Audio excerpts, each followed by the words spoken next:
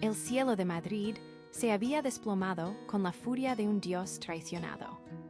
Una cortina de agua helada azotaba el asfalto del Paseo de la Castellana, transformando las luces de los rascacielos en borrones impresionistas. Dentro de la Torre de Cristal, en el piso 42, Ricardo Vargas observaba la tormenta con una indiferencia calculada. A sus 56 años, era un hombre esculpido por el éxito y la disciplina. Su traje, un Tom Ford cortado a la medida, no tenía una sola arruga. Su despacho, un santuario de minimalismo y cristal, olía a cuero caro y a la soledad del poder. Ricardo era el dueño y cerebro de Vargas Capital, un imperio financiero que había construido desde las cenizas de la herencia de su padre. Era respetado, temido y profundamente solitario. Hacía 2 años que Elena, su esposa, había perdido la batalla contra el cáncer, y con ella se había ido el único color que quedaba en su mundo monocromático. Desde entonces, su vida era una sucesión de reuniones, informes y noches silenciosas en su ático del barrio de Salamanca, un espacio tan impecable y vacío como su propio corazón. Miró su reloj, un Patek Philippe que marcaba las 10:15 de la noche. Era hora de irse. Recogió su maletín de piel, se puso su abrigo de cachemira y descendió en el ascensor privado. Un viaje silencioso que lo aislaba aún más del murmullo del mundo. Al llegar al vestíbulo de mármol, el estruendo de la lluvia contra los ventanales se hizo más presente.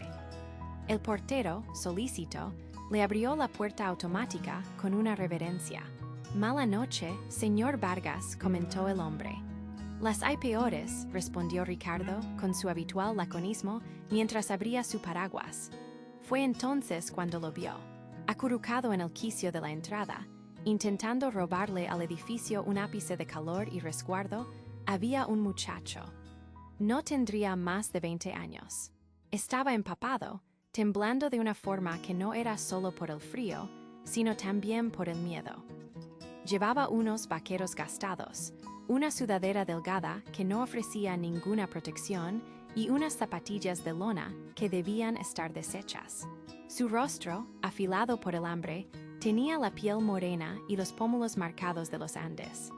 Sus ojos oscuros, enormes y asustados, se clavaron en los de Ricardo por un instante. La primera reacción de Ricardo fue de fastidio. Un indigente en la puerta de su edificio. Una molestia, una mancha en la pulcra fachada de su mundo. Iba a pasar de largo, a ignorarlo como ignoraba las estadísticas de pobreza en los informes económicos. Pero algo en la mirada de aquel chico lo detuvo. No era la mirada vacía de la resignación, era la de alguien que lucha desesperadamente por no ahogarse, con el agua ya al cuello. Mientras tanto, para Mateo Quispe, cada gota de lluvia era un golpe. Llevaba 3 semanas en Madrid y ya había agotado la esperanza. Había llegado desde un pequeño pueblo cerca de Cusco, Perú, con la promesa de un trabajo en la construcción que resultó ser una estafa. Le robaron sus pocos ahorros y lo dejaron tirado en la estación de Atocha. Desde entonces, su vida era una pesadilla de hambre, frío y el terror constante a la policía, a la migra. Era invisible para la mayoría. Una sombra que se movía por los márgenes de una ciudad que vibraba con una energía que a él le era negada. Esa noche, la lluvia lo había expulsado de su precario refugio bajo un puente. Había caminado sin rumbo, hasta que las imponentes torres de cristal le parecieron un espejismo. Se acurrucó en esa entrada no por audacia, sino por pura desesperación. El frío le calaba los huesos y sentía un mareo que amenazaba con tumbarlo. Cuando la puerta se abrió y vio a aquel hombre, tan elegante y poderoso, su primer instinto fue hacerse aún más pequeño, desaparecer. Ricardo se quedó quieto, con el paraguas a medio abrir, la lluvia salpicando sus zapatos italianos. El portero hizo un amago de intervenir, de echar al chico, pero una mirada de Ricardo lo congeló en su sitio. «¿Qué haces aquí?» La voz de Ricardo sonó más dura de lo que pretendía, un eco de su autoridad en las salas de juntas. Mateo se encogió. El español de España, tan rápido y cortante, todavía le resultaba difícil. Solo me cubro de la lluvia, señor, ya me voy. Su voz era suave, con ese acento cantarín de la sierra peruana que contrastaba brutalmente con el estruendo de la capital española. Intentó ponerse en pie, pero sus piernas, entumecidas por el frío, flaquearon. Se apoyó en la pared para no caer. Ricardo observó la escena. Vio la delgadez extrema bajo la ropa mojada, el temblor incontrolable de sus manos. Por un instante, la imagen de un joven Ricardo, recién llegado a Madrid desde provincias, con un traje prestado y más ambición que dinero, cruzó su mente como un relámpago. Hacía décadas que no pensaba en ello. Había enterrado ese recuerdo bajo capas de éxito y cinismo. El protocolo dictaba llamar a seguridad. La lógica le gritaba que se metiera en su coche y olvidara lo que había visto. Era un riesgo. No sabía quién era ese chico, qué problemas podría traerle.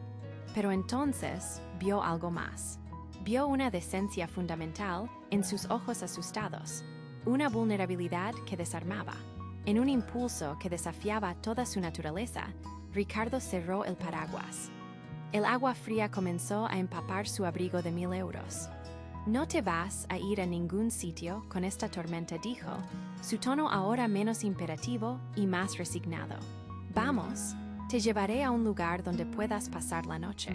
Mateo lo miró sin comprender. ¿Lo había oído bien? El miedo luchaba contra una incipiente y peligrosa esperanza. La gente como ese hombre no hablaba con gente como él, y mucho menos para ofrecer ayuda. Podía ser una trampa, una forma de entregarlo a la policía. No se moleste, señor, estoy bien. No estás bien, replicó Ricardo, con una certeza que no admitía discusión. Y no te lo estoy preguntando. Mi coche está ahí. O vienes por tu propio pie o tendré que ayudarte, y créeme, no tengo paciencia para eso. La amenaza velada era extrañamente reconfortante. Era el lenguaje que entendía, el de la autoridad. Con una vacilación que le dolía físicamente, Mateo dio un paso, luego otro, siguiendo al hombre hacia un reluciente Mercedes negro que esperaba junto a la acera. El chofer, al verlos, salió con otro paraguas, su rostro una máscara de perplejidad. «A casa, Javier, y no hagas preguntas», ordenó Ricardo mientras abría la puerta trasera para Mateo. Mateo se detuvo antes de entrar. Miró el interior de cuero beige, inmaculado. Luego se miró a sí mismo, sucio, mojado, un desastre. «Voy a mancharlo todo, señor». Por primera vez en mucho tiempo, algo parecido a una sonrisa se dibujó en el rostro de Ricardo. Era una mueca torcida, oxidada por la falta de uso. «El coche se puede limpiar. Entra de una vez». El trayecto en el Bentley fue un ejercicio de silencio tenso, una burbuja de cuero y madera pulida que se deslizaba por las arterias iluminadas de Madrid. Para Mateo, cada semáforo en rojo era una oportunidad para que el hombre a su lado cambiara de opinión, para que lo dejara en la siguiente esquina con una disculpa seca. Observaba el reflejo de las luces de la ciudad en el capó del coche, un desfile de neones y farolas que pintaban un Madrid que nunca había conocido, el Madrid de los escaparates de lujo de la calle Serrano, de los portales señoriales del barrio de Salamanca. El aire dentro del coche olía a limpio, a riqueza, un aroma tan ajeno a él como el de la tierra seca de su pueblo en los Andes. No se atrevía a moverse, sentado en el borde del asiento de cuero, con miedo a mancharlo, a perturbar el orden impecable de aquel santuario rodante. Ricardo, por su parte, conducía con una concentración casi robótica, sus nudillos blancos apretados sobre el volante. Cada giro era una deliberación interna. ¿Qué diablos estaba haciendo? Su mente, entrenada para calcular riesgos y prever resultados, estaba en cortocircuito. Este chico a su lado era una variable desconocida, un riesgo andante. Podría ser un ladrón, un drogadicto, un problema esperando a estallar. La lógica le gritaba que diera la vuelta y lo dejara en un albergue, que le diera unos billetes y se lavara las manos. Pero otra voz, una que no había oído en años, un eco de la compasión de Elena, su difunta esposa, le susurraba que siguiera adelante. Vio el perfil del muchacho reflejado en la ventanilla. La juventud, el agotamiento, la delgadez de quien ha pasado hambre. Era solo un niño. El pensamiento lo golpeó con una fuerza inesperada. El coche se deslizó hacia el garaje subterráneo de un moderno edificio de apartamentos, con la suavidad de un fantasma. El silencio del motor, al apagarse, fue ensordecedor. «Hemos llegado», dijo Ricardo, su voz sonando extraña en el espacio confinado. El ático de Ricardo era un vasto expanse de minimalismo y cristal. Ocupaba toda la planta superior, con ventanales del suelo al techo que ofrecían una vista panorámica de 360 grados de Madrid. Las luces de la ciudad se extendían como una alfombra de diamantes bajo sus pies. Mateo se quedó paralizado en la entrada, abrumado. El lugar no parecía un hogar, sino la portada de una revista de arquitectura. Muebles de diseño, arte contemporáneo en las paredes y un vacío que el lujo no podía llenar. No había fotos familiares, ni desorden, ni rastro de una vida vivida. Solo una perfección fría y calculada. Puedes dejar tus cosas ahí», dijo Ricardo, señalando vagamente hacia un rincón. Mateo miró su pequeña y sucia mochila, una mancha de realidad en aquel lienzo impoluto. La dejó en el suelo con un cuidado reverencial. «Ven, te mostraré dónde puedes dormir». La habitación de invitados era más grande que el cuarto que había compartido con otros 3 trabajadores en su primer y único empleo en Madrid. Tenía su propio cuarto de baño, con una ducha de lluvia que parecía sacada de una película. «Puedes darte una ducha. Hay toallas limpias en el armario». Y Ricardo hizo una pausa, abriendo un cajón de una cómoda. Sacó una camiseta y unos pantalones de chándal. «Esto debería servirte por ahora. La cena estará lista en un rato». Bajo el agua caliente, Mateo sintió cómo la mugre y el frío de semanas en la calle se desprendían de su piel.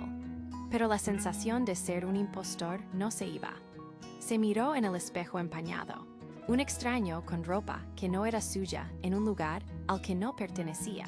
Se vistió y salió de la habitación, caminando de puntillas por el suelo de mármol, como si temiera romper el silencio. Encontró a Ricardo en la cocina, una isla de acero inoxidable y tecnología, moviéndose con una torpeza que contrastaba con su habitual seguridad. Estaba intentando hacer unos sándwiches y una ensalada, algo simple. La imagen era tan humana, tan inesperada, que a Mateo se le aflojó un nudo en el estómago. Comieron en silencio al principio, sentados en una enorme mesa de comedor de cristal. Finalmente, Ricardo rompió el hielo. «¿Cómo te llamas?», preguntó, su tono más suave que antes. «Mateo».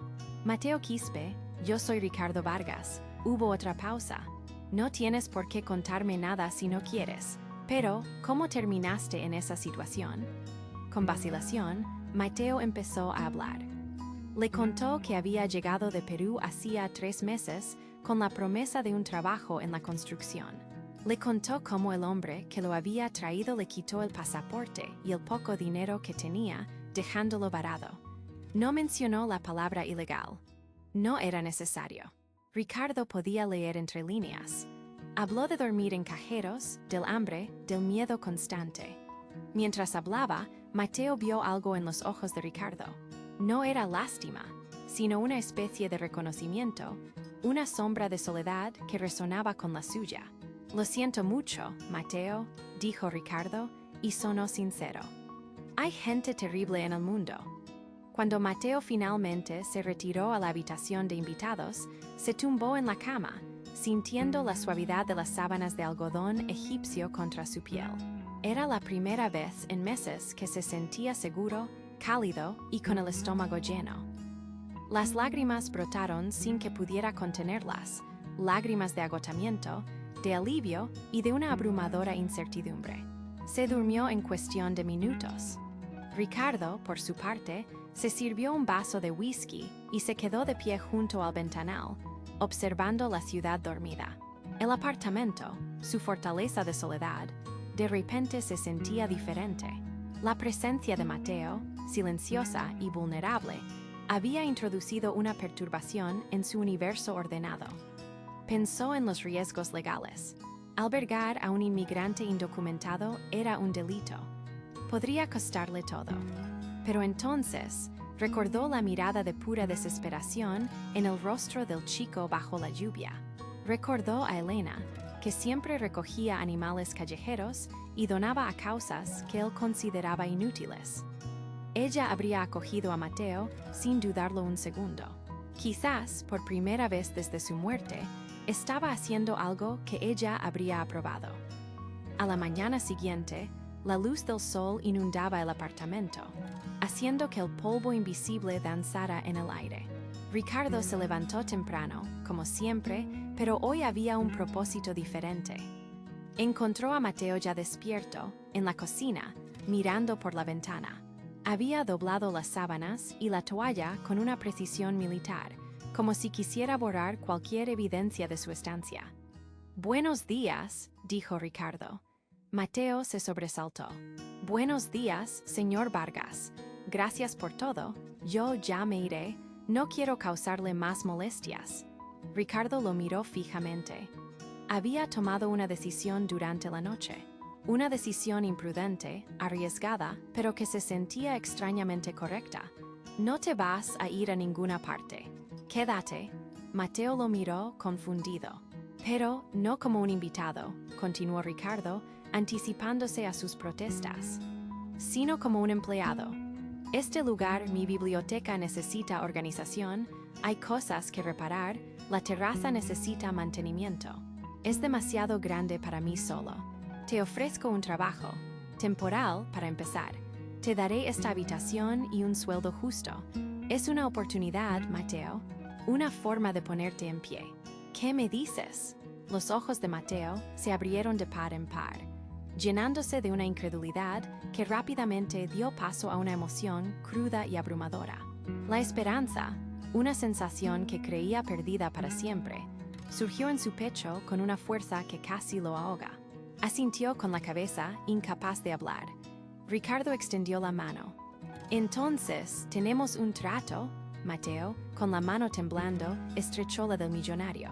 El apretón fue firme, sellando un pacto silencioso entre dos almas solitarias en la cima de Madrid.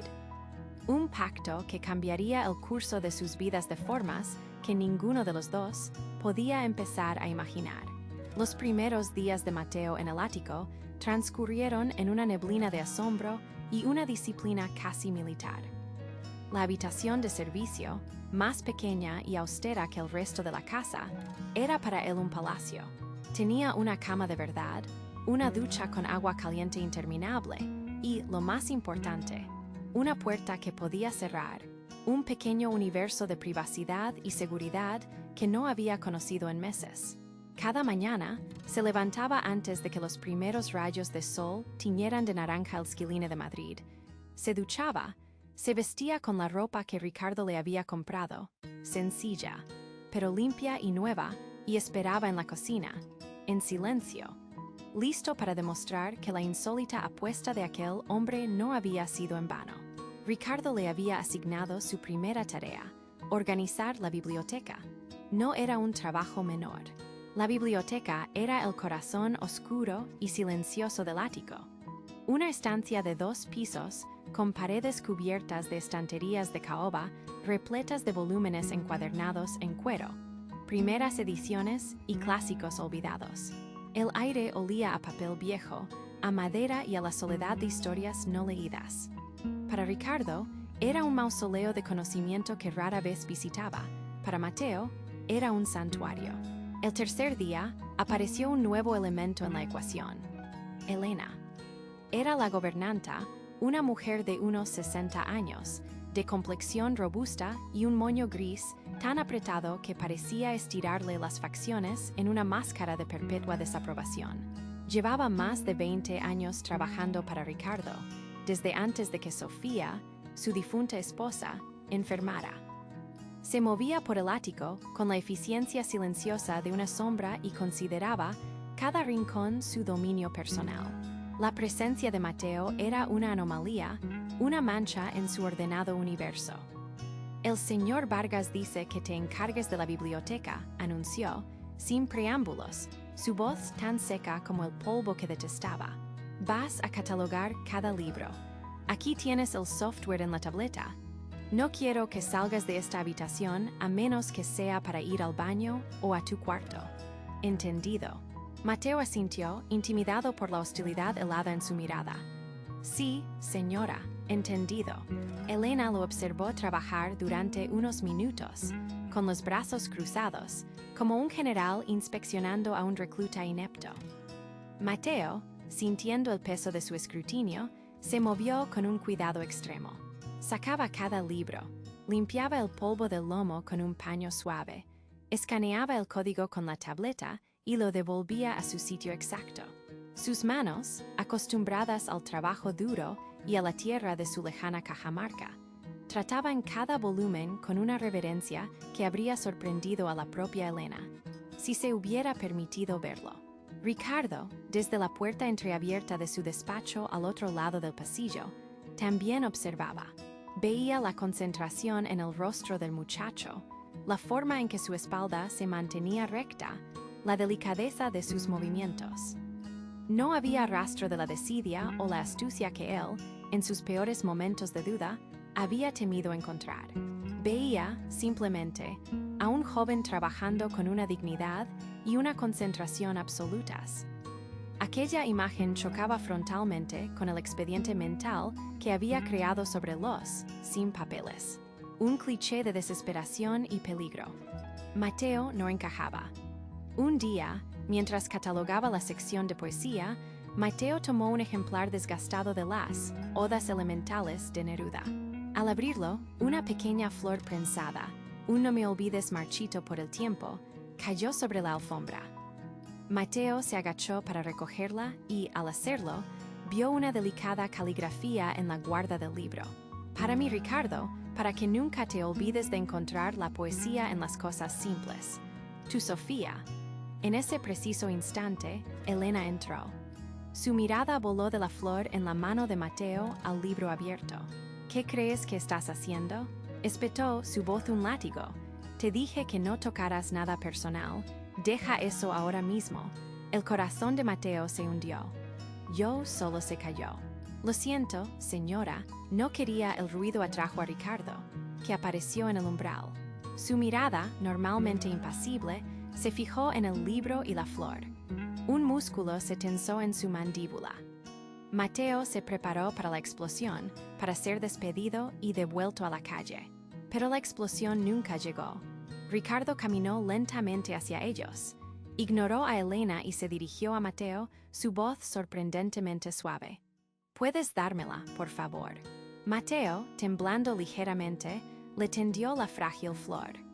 Ricardo la tomó entre sus dedos con una delicadeza infinita, como si sostuviera el recuerdo mismo del amor. Miró el libro. Era de mi esposa, dijo, más para sí mismo que para ellos. Se llamaba Sofía, le encantaba Neruda, decía que él sabía cómo nombrar el mundo. Fue la primera vez que Mateo escuchaba su nombre. Sofía. De repente, el silencio del ático ya no era vacío, sino que estaba lleno de la ausencia de una persona real. Elena, por su parte, observaba la escena con una mezcla de sorpresa y resentimiento. Aquel recuerdo era suyo y de su señor, no de un extraño. El incidente, lejos de perjudicar a Mateo, pareció solidificar su lugar. Sin embargo, para Elena, solo confirmó sus sospechas.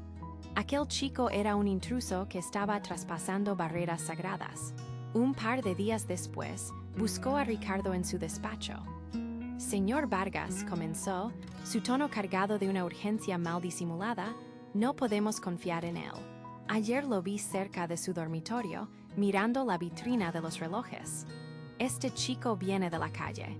Solo está esperando una oportunidad. No es prudente tenerlo aquí. Ricardo levantó la vista de sus papeles, sus ojos grises fijos en los de ella.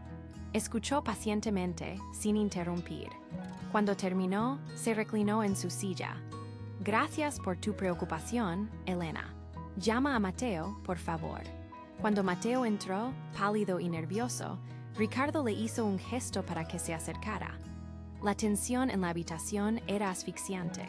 Mateo, dijo Ricardo, su voz tranquila y nivelada, lo que la hacía aún más imponente. Elena me informa que te ha visto observando mi colección de relojes y está preocupada por tus intenciones. Mateo tragó saliva, mirando a Ricardo directamente a los ojos. No había desafío en su mirada, solo una honestidad cruda y vulnerable. Señor, es verdad que los miré. Nunca en mi vida había visto algo así. Son como máquinas perfectas. Solo los estaba admirando. Nunca, jamás, tocaría algo que no es mío. Le di mi palabra. Ricardo sostuvo su mirada durante un largo silencio. Buscaba una fisura, una señal de engaño, el más mínimo parpadeo de falsedad. No encontró nada. Vio el mismo par de ojos honestos del muchacho que se acurrucaba bajo la lluvia. Se giró hacia su gobernanta. Confío en su palabra, Elena. A partir de hoy, Mateo es un empleado de esta casa, pero también es mi invitado. Tiene permiso para estar en las zonas comunes. Te pido que lo trates con el respeto que eso implica. La mandíbula de Elena se apretó casi imperceptiblemente. Fue una clara desautorización, una derrota. Se retiró con un escueto, como ordena el señor, pero su mirada prometía una vigilancia aún más férrea. Esa noche, Ricardo estaba solo en su despacho, una copa de whisky en la mano. El silencio había vuelto, pero era diferente. De fondo, escuchaba el murmullo casi inaudible de un programa de televisión que provenía de la habitación de Mateo. Era un sonido mundano, un sonido de vida que había estado ausente durante años. Su mirada se posó en la foto de Sofía en su escritorio. Una sonrisa melancólica curvó sus labios. «¿Qué locura estoy cometiendo, Sofía?», susurró al retrato. Pero por primera vez, la pregunta no estaba teñida de miedo, sino de una curiosidad cautelosa, casi esperanzadora. Los días que siguieron al enfrentamiento con Elena, se instaló en el ático una calma tensa, como el aire quieto que precede a una nueva tormenta. Ricardo había trazado una línea en la arena, y ahora tanto él como Mateo caminaban con cuidado alrededor de ella. La rutina se convirtió en su refugio. Mateo continuaba con la meticulosa organización de la biblioteca. Su presencia silenciosa, pero constante, se había vuelto parte de la acústica del hogar. Ricardo, por su parte, lo observaba desde la distancia, notando cómo el muchacho se movía con un respeto casi reverencial entre sus posesiones, como si entendiera el peso de los recuerdos que contenían. Una tarde, mientras Mateo limpiaba el polvo de un pesado marco de plata sobre el escritorio de Ricardo, se detuvo. Dentro del marco, una mujer de sonrisa radiante y ojos vivaces miraba directamente a la cámara. Congelada en un instante de pura felicidad, junto a un Ricardo visiblemente más joven y relajado. Era la misma mujer de la dedicatoria del libro. Con una delicadeza que conmovió a Ricardo, quien lo observaba desde el umbral, Mateo no se atrevió a tocar el cristal. Simplemente inclinó la cabeza. «Disculpe la pregunta, señor Vargas», dijo Mateo en voz baja, sin volverse. «¿Es ella la señora Sofía?». Ricardo entró en la habitación, sus pasos amortiguados por la gruesa alfombra. Se detuvo junto al joven, su mirada también fija en la fotografía. Un fantasma de sonrisa triste se dibujó en sus labios. «Sí, Mateo, esa era mi Sofía». Hizo una pausa, el silencio cargado de años de conversaciones no dichas. A ella le encantaba este lugar, pero siempre se quejaba de que se sentía como un museo. Decía que a una casa le faltaba alma si no olía a comida casera, si no se oía música de vez en cuando. Le faltaba vida. La confesión flotó en el aire, una ofrenda de vulnerabilidad inesperada. Mateo asintió lentamente, absorbiendo no solo las palabras, sino el profundo anhelo que había detrás de ellas. No dijo nada más, pero una idea comenzó a germinar en su mente. una forma de agradecer, de aportar algo más que su trabajo silencioso. Era un riesgo, una invasión del espacio personal que podría ser malinterpretada. Pero las palabras de Ricardo sobre el alma de la casa resonaron en él. 2 días después, Ricardo regresó de una jornada agotadora de reuniones. Al abrir la puerta principal, no fue recibido por el habitual silencio y el aroma aséptico de los productos de limpieza. En su lugar, una fragancia compleja y deliciosa flotaba en el aire. Una mezcla de cebolla salteada, especias exóticas y carne dorándose. Siguió el aroma, desconcertado, hasta la cocina, un espacio minimalista y de acero inoxidable que rara vez se usaba para algo más que preparar café. Allí encontró a Mateo, de espaldas a él, moviéndose frente a la estufa con una fluidez y concentración que Ricardo nunca le había visto. Tenía las mangas de la camisa remangadas y manejaba un wok con la destreza de un chef profesional. Sobre la encimera, un despliegue de ingredientes frescos, tomates cortados, ají amarillo, cilantro esperaba su turno. Mateo sintió su presencia y se giró, su rostro se tiñó de una mezcla de orgullo y aprensión. Señor Vargas, buenas noches. Espero que no le moleste. Me tomé el atrevimiento. Hizo un gesto hacia la sartén. Recordé lo que dijo de la señora Sofía sobre el alma de una casa. Quería agradecerle su confianza. Le preparé algo de mi tierra. Se llama lomo saltado. Ricardo se quedó sin palabras. El gesto era tan audaz, tan íntimamente personal, que desarmó por completo su fachada de empresario impasible. Miró la escena. El vapor que se elevaba de la sartén, los colores vibrantes de la comida, la expresión expectante en el rostro de Mateo. Por primera vez en años, el ático no se sentía como una fortaleza, sino como un hogar. «Huele increíble, Mateo», dijo finalmente, su voz más suave de lo habitual. «Gracias». Esa noche no cenaron en el vasto y solitario comedor. Por sugerencia de Mateo, Ricardo accedió a comer en la isla de la cocina. Mientras Mateo servía los platos, el aroma llenaba el espacio, trayendo consigo una calidez que ninguna calefacción central podría replicar. La comida era una explosión de sabor, una fusión perfecta de la herencia peruana y la influencia asiática que dejó a Ricardo asombrado. Entre bocado y bocado, hablaron como nunca antes. Ricardo, animado por el ambiente y el gesto del joven, compartió historias sobre los intentos de Sofía por cocinar, sus desastres culinarios y sus triunfos ocasionales.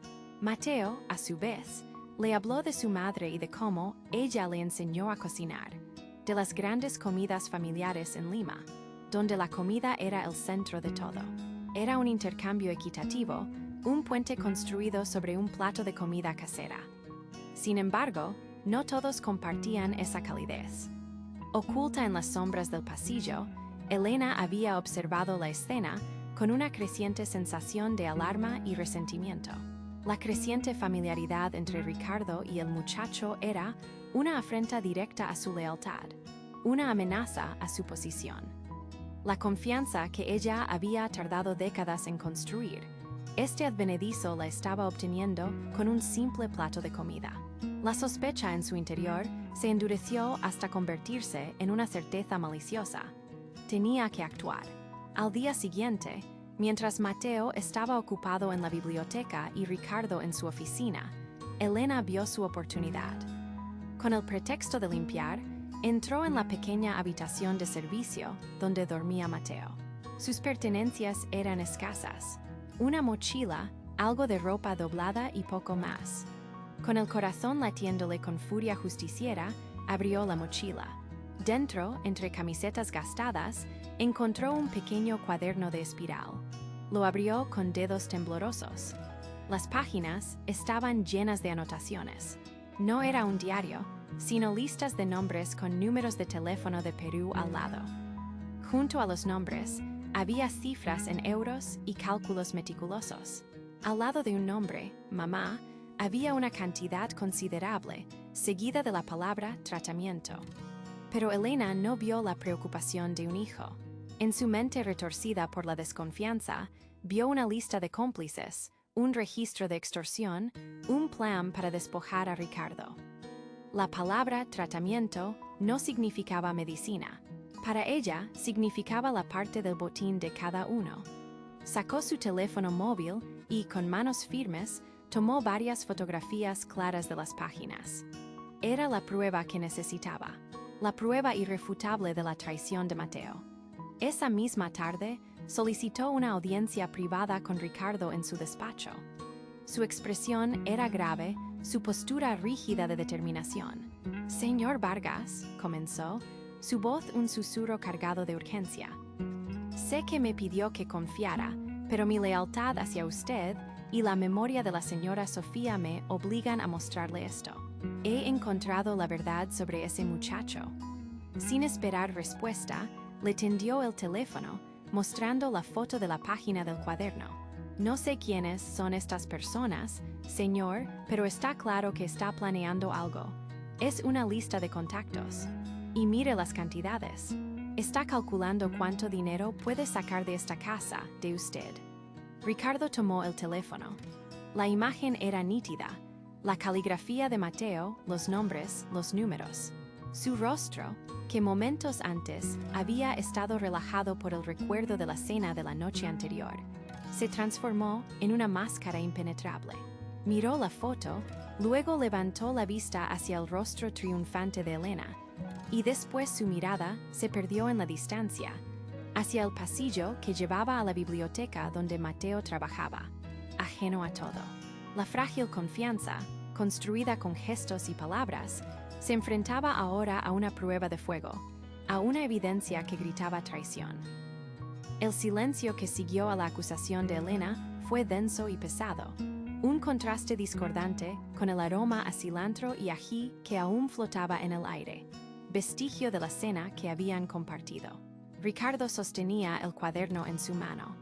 No era un objeto pesado, pero en ese momento parecía tener el peso de un veredicto.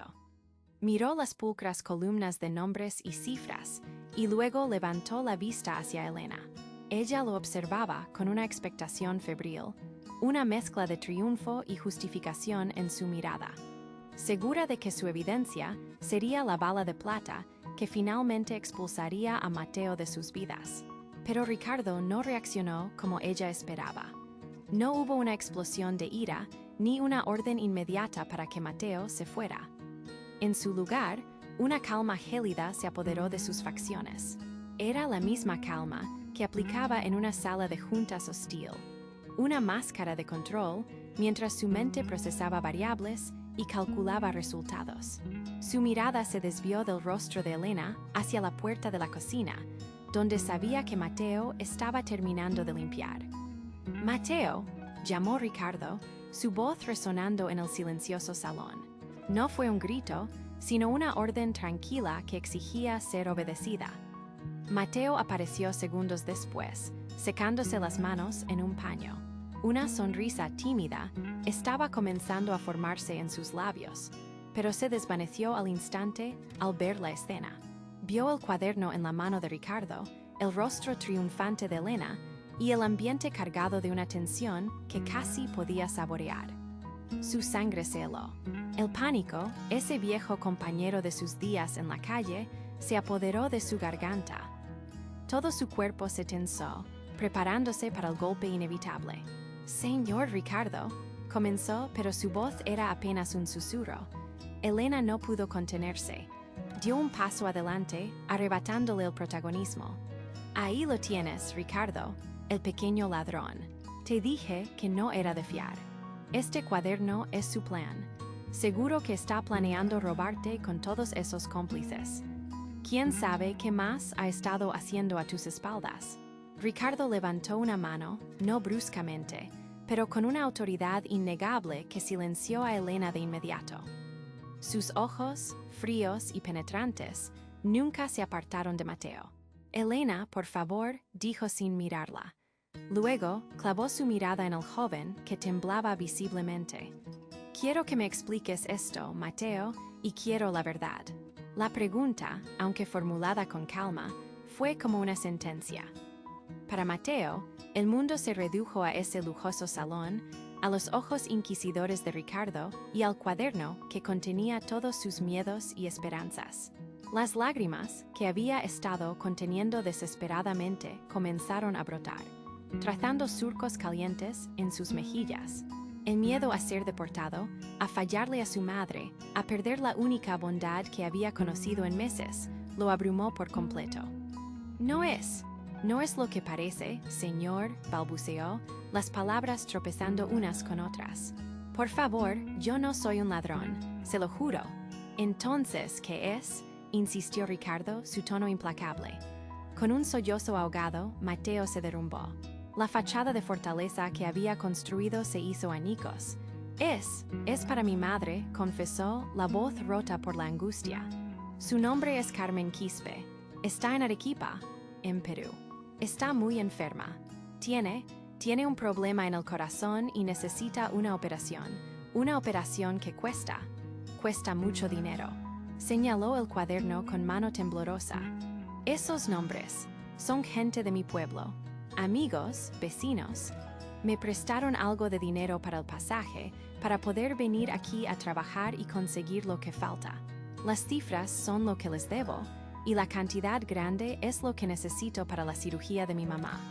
Yo apunto cada euro que gano, cada euro que le envío.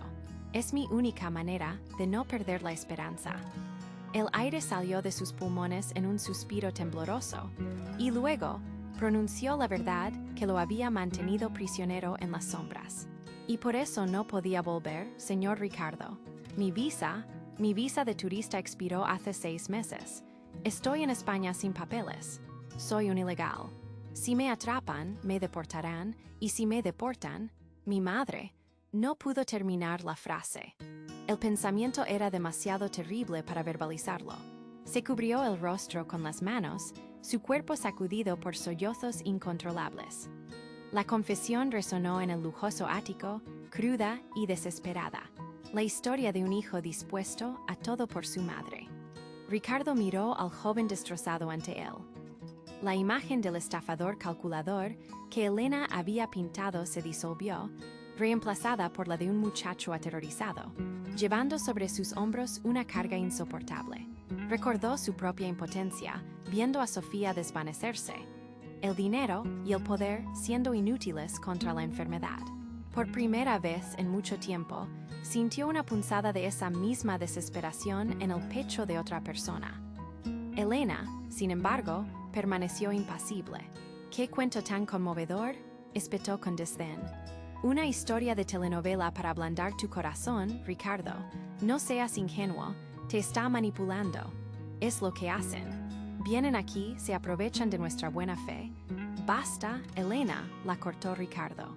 Esta vez, su voz tenía un filo de acero. Se volvió hacia ella, y por primera vez, Elena vio una ira genuina en sus ojos. Una ira dirigida hacia ella. Vete a tu habitación, ahora. Ella retrocedió, sorprendida y ofendida por la orden. Pero, Ricardo, intentó protestar. He dicho que te vayas, tronó él, su voz llenando cada rincón de la estancia. Elena, con el rostro contraído por la humillación y la rabia, dio media vuelta y salió del salón, cerrando la puerta con un portazo que selló la ruptura entre ellos. El silencio regresó, pero esta vez era diferente. Ya no era tenso, sino expectante. Ricardo se quedó de pie durante un largo momento, procesando la revelación. El problema ya no era un simple cuaderno. Era un abismo legal y moral. Ayudar a Mateo significaba infringir la ley conscientemente, arriesgando su reputación y enfrentándose a posibles consecuencias legales. Entregarlo a las autoridades significaba condenar a su madre y traicionar no solo la confianza del muchacho, sino también la incipiente humanidad que Mateo había despertado en él. Finalmente, se acercó a Mateo, que seguía llorando en silencio. Se agachó lentamente hasta que sus ojos estuvieron al mismo nivel. El cuaderno seguía en su mano, pero ya no parecía un arma, sino un testimonio. Las luces de Madrid parpadeaban a través de los enormes ventanales. un universo indiferente al drama que se desarrollaba en su interior. Ricardo suspiró, el peso del mundo sobre sus hombros. Mateo, dijo, su voz ahora suave, despojada de toda dureza. Mírame. El joven levantó la cabeza, sus ojos rojos e hinchados de tanto llorar, llenos de miedo. Ahora, continuó Ricardo con una seriedad profunda, cuéntamelo todo, desde el principio. El silencio que siguió a la confesión de Mateo fue más denso y pesado que el aire antes de una tormenta. Las palabras, soy ilegal, quedaron suspendidas en el lujoso salón.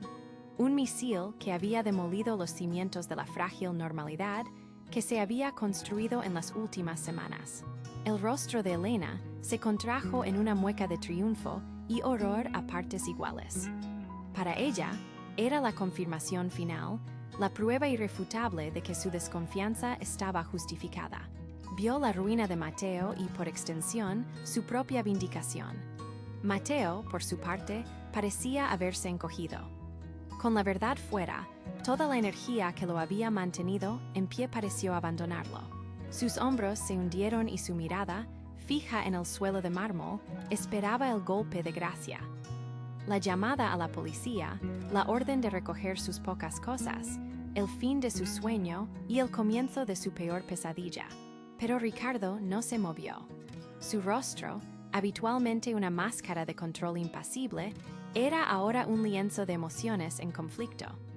La sorpresa inicial dio paso a un profundo ceño fruncido. Su mente, entrenada para calcular riesgos y analizar balances, trabajaba a una velocidad vertiginosa. Un inmigrante ilegal.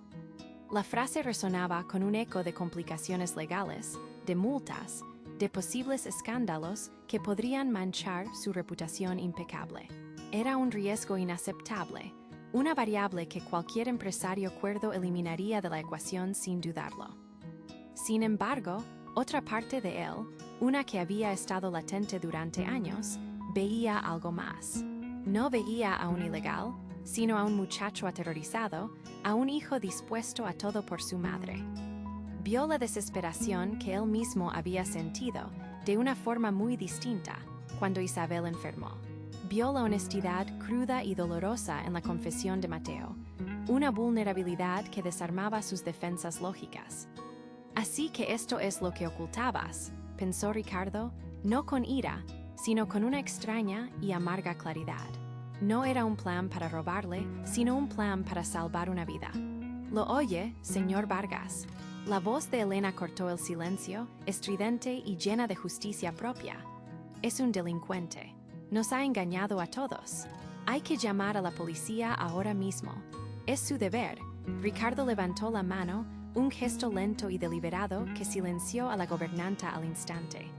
No la miró. Sus ojos seguían fijos en la figura temblorosa de Mateo. Elena, su voz era baja, pero cargada de una autoridad inquebrantable que no admitía réplica. Retírese a sus aposentos. Ahora, Elena parpadeó incrédula. Señor, pero él confesó. He dicho que se retire, repitió Ricardo, girando finalmente su cabeza para clavar en ella una mirada gélida. Era la mirada del CEO, la que había hecho temblar a juntas directivas enteras. Este asunto ya no le concierne. Váyase. Herida en su orgullo y desconcertada por la reacción de su jefe, Elena apretó los labios hasta formar una fina línea blanca. Lanzó una última mirada cargada de desprecio hacia Mateo y, con un giro brusco, abandonó el salón. Sus pasos resonaron en el pasillo como un veredicto que nunca llegó a pronunciarse. Ahora estaban solos. El único sonido era la respiración agitada de Mateo y el lejano murmullo del tráfico de Madrid, una ciudad ajena al drama que se desarrollaba en aquel ático. Ricardo caminó lentamente hasta el mueble bar y se sirvió un vaso de agua. El gesto le dio un momento para ordenar sus pensamientos. «Mírame, Mateo», dijo con calma. El muchacho levantó la vista con esfuerzo, sus ojos enrojecidos y llenos de lágrimas contenidas. «Señor, yo lo siento. Nunca quise causarle problemas. Puedo irme ahora mismo. No diré nada, lo juro, Silencio, lo interrumpió Ricardo, aunque su tono no era duro, sino pragmático. Necesito información, no suposiciones ni disculpas. Hechos. El nombre completo de tu madre. Mateo, confundido, tartamudeó. Mi madre. Sí, su nombre completo. Y el del hospital en Lima donde está ingresada. El nombre del médico que la atiende, si lo sabes. La petición era tan inesperada que Mateo tardó un segundo en procesarla. No era la acusación que esperaba, ni la condena. Era una recopilación de datos. Con voz temblorosa, le proporcionó toda la información. Rosa Quispe Mamani, Hospital Nacional Edgardo Rebagliati Martins. El doctor que la vio la última vez se apellidaba Cárdenas. Cada detalle salía de su boca como una súplica silenciosa. Ricardo escuchó atentamente, memorizando cada palabra. No tomó notas. Su memoria era una de sus herramientas más afiladas. Cuando Mateo terminó, Ricardo asintió lentamente. Bien, ahora, ve a tu habitación, no salgas de ella hasta que yo te lo diga. Entendido. Sí, señor, susurró Mateo, sin atreverse a albergar ni la más mínima chispa de esperanza. Se dio la vuelta y caminó hacia su cuarto como un autómata, convencido de que solo estaba aplazando lo inevitable. Una vez solo, Ricardo se dirigió a su despacho. El cuarto, revestido de madera oscura y estanterías llenas de libros de derecho y economía, era su santuario, el centro de su poder. Se sentó en su imponente escritorio de caoba y observó, por un momento, el teléfono. La decisión que estaba a punto de tomar violaba todas las reglas por las que había vivido. La prudencia, la aversión al riesgo, el estricto cumplimiento de la ley. Pero la imagen del rostro de Mateo, devastado por el miedo pero honesto hasta el final, no se le borraba de la mente. Se superponía con el recuerdo de Isabel, quien siempre le decía: el valor de un hombre no se mide por lo que acumula, Ricardo, sino por lo que es capaz de dar. Descolgó el teléfono y no marcó el número de la policía. En su lugar, marcó un número internacional, uno que no usaba a menudo. Era el de un antiguo contacto en Lima, el jefe de una prestigiosa firma de abogados con la que su empresa había colaborado años atrás. Un hombre conocido por su eficacia y, sobre todo, por su absoluta discreción. Javier, habla Ricardo Vargas, dijo, su voz recuperando todo su aplomo profesional. Te llamo desde Madrid. Necesito un favor. Es un asunto personal, de máxima urgencia y confidencialidad. Necesito que verifiques una información en el Hospital Rebagliati. Una paciente llamada Rosa Quispe Mamani, sí.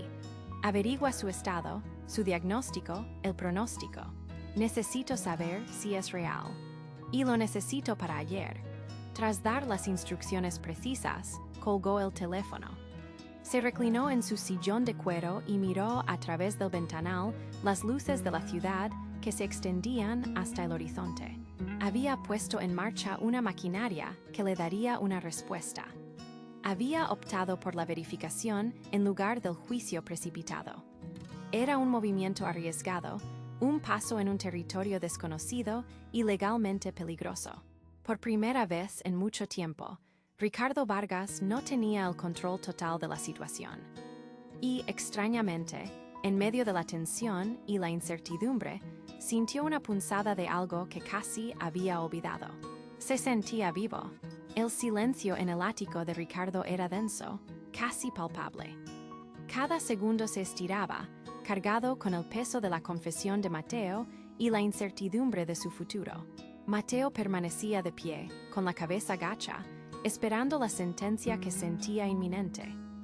Una llamada a la policía, la deportación, la ruina de la última y frágil esperanza para su madre. Ricardo, por su parte, observaba el teléfono sobre su escritorio de caoba como si fuera un artefacto a punto de detonar. La llamada desde Perú, la que confirmaría o desmentiría todo, era la pieza final del rompecabezas que definiría no solo el destino del joven, sino también el tipo de hombre que Ricardo Vargas decidiría ser. Cuando el teléfono finalmente vibró, el sonido cortó el aire como un latigazo. Ricardo respondió con una calma profesional que contradecía el nudo en su estómago. Dígame, Javier. La voz al otro lado, perteneciente a un antiguo contacto en Lima, fue concisa y directa, como a Ricardo le gustaba. Confirmó cada detalle. La señora Elvira Quispe, residente en un humilde barrio de Arequipa. Diagnóstico: insuficiencia cardíaca congestiva severa. Pronóstico: crítico sin una intervención quirúrgica inmediata. Coste de la operación: una cifra astronómica para cualquier trabajador local, la misma que Mateo había estado persiguiendo con desesperación. La historia era, dolorosamente, cierta. Ricardo colgó. El peso en su pecho no se alivió, se transformó. Ya no era la carga de la duda, sino el peso abrumador de la responsabilidad. Miró a Mateo, que temblaba visiblemente, con los ojos fijos en el suelo, preparándose para el impacto. En ese instante, Ricardo no vio a un inmigrante ilegal ni a una complicación en su vida ordenada. Vio la misma desesperación que había sentido años atrás, sentado junto a la cama de hospital de su esposa, impotente ante el avance de una enfermedad que el dinero no podía vencer. Pero esta vez, el dinero sí podía marcar la diferencia. Podía cambiar un final. Sin decir una palabra, Ricardo se sentó en su escritorio y comenzó a actuar. Su primera llamada fue al hospital más prestigioso de Lima. Con la autoridad de quien está acostumbrado a mover montañas, con una orden, organizó el traslado inmediato de Elvira Quispe y la programación de su cirugía con el mejor equipo cardiológico del país. El coste no es un problema, dijo, y la frase, que había definido su poder durante décadas, adquirió un nuevo significado. No era una demostración de riqueza, sino un acto de pura y determinada compasión.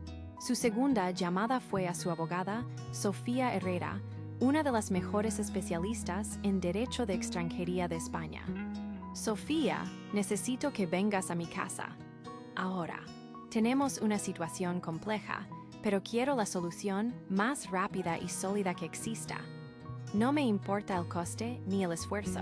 Cuando colgó, el silencio regresó, pero esta vez era diferente. Estaba lleno de propósito. Ricardo se levantó y se acercó a Mateo, que no se había movido, atrapado en su propio purgatorio de miedo. Le puso una mano en el hombro, un gesto que sorprendió a ambos. El contacto fue firme, tranquilizador. Mateo, comenzó Ricardo, su voz sonaba más suave de lo que la había oído nunca.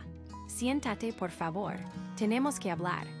Mateo levantó la vista, sus ojos enrojecidos y llenos de pánico. Obedeció, sentándose en el borde de un sofá que hasta ese momento le había parecido un mueble de museo, intocable. Esperaba el discurso de la traición, la decepción, la inevitable expulsión. He verificado tu historia, continuó Ricardo, sentándose frente a él. Todo lo que dijiste es verdad. Hizo una pausa, dejando que esas palabras se asentaran. Tu madre será operada. Ya he hecho los arreglos necesarios. Será atendida por los mejores médicos de Perú. El pago ya está en camino. La mente de Mateo no pudo procesar la información. Era como escuchar un idioma extranjero. Operada, arreglos. Parpadeó una confusión profunda nublando su terror. ¿Qué ha dicho usted, señor Vargas? Que tu madre va a recibir la ayuda que necesita, Mateo. Inmediatamente, repitió Ricardo con una claridad absoluta. Ese problema está resuelto. Ahora hablemos del segundo problema, tu situación aquí. Fue en ese momento cuando la primera parte del mensaje de Ricardo atravesó el muro de pánico de Mateo. La imagen de su madre, a salvo, siendo atendida, floreció en su mente. Un sollozo seco se escapó de su garganta, y por primera vez en meses, no fue de angustia, sino de una incredulidad abrumadora. Las lágrimas que había contenido con tanta fuerza brotaron, sin control, cayendo sobre sus manos temblorosas. En cuanto a ti, prosiguió Ricardo, dándole un momento, mi abogada está de camino. Vamos a iniciar un proceso para regularizar tu estatus. No será fácil ni rápido, Mateo, El sistema es complicado, pero tengo los recursos para luchar. Te ofreceré un contrato de trabajo formal y a largo plazo. Serás mi asistente personal. Un trabajo de verdad, con responsabilidades, un sueldo y, lo más importante, una base legal para que puedas construir una vida aquí, si eso es lo que deseas. Mateo no podía hablar. Solo podía llorar, el cuerpo sacudido por la liberación de meses, años, de tensión acumulada. El miedo a la deportación, la culpa por su madre, la soledad aplastante, todo se desmoronaba bajo el peso de una generosidad que nunca creyó posible. Se inclinó hacia adelante, escondiendo el rostro entre las manos, incapaz de mirar al hombre que le estaba devolviendo la vida. Ricardo esperó pacientemente. Cuando Mateo finalmente levantó la vista, sus ojos, aunque hinchados, brillaban con una gratitud tan inmensa que llenaba la habitación. Señor Ricardo, yo no sé qué decir. ¿Por qué? ¿Por qué hace esto por mí? Ricardo miró alrededor de su ático, las paredes llenas de arte caro, los muebles de diseño, los enormes ventanales que mostraban un Madrid brillante y ajeno. Por primera vez en mucho tiempo, vio la verdad de su vida. Una jaula dorada, magnífica pero vacía. Mateo, con su bondad silenciosa, su lealtad y su desesperada lucha, había abierto una ventana en esa jaula.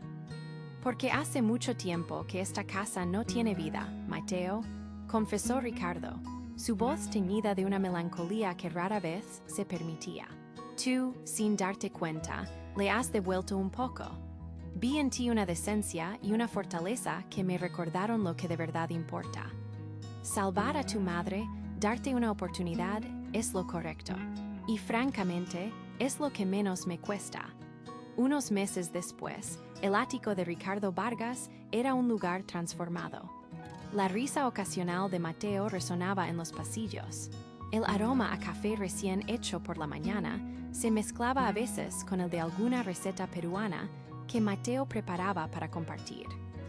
En la pantalla de un portátil, sobre la mesa del comedor, una mujer sonriente y con un color saludable en las mejillas saludaba desde Arequipa. Era Elvira, recuperándose satisfactoriamente. Ricardo observaba la escena desde el umbral, una pequeña y genuina sonrisa en sus labios. El proceso legal de Mateo avanzaba, lento pero seguro. El joven se había convertido en una presencia indispensable, no solo como asistente, sino como compañía. Hablaban de libros, de negocios, de la vida en Perú. Habían forjado un lazo que trascendía la gratitud y la caridad. Era el lazo de una familia inesperada. La noticia de su historia, filtrada discretamente por un periodista conmovido, había comenzado a circular, convirtiéndose en un símbolo de esperanza en tiempos de división. Pero para Ricardo, el impacto nacional era secundario. Su verdadera victoria estaba allí, en su propio hogar. Se dio cuenta de que, aunque todo el mundo decía que el millonario había acogido y salvado al joven inmigrante, la verdad era mucho más profunda. En el acto de salvar a Mateo, Ricardo Vargas, el hombre que lo tenía todo, finalmente se había salvado a sí mismo.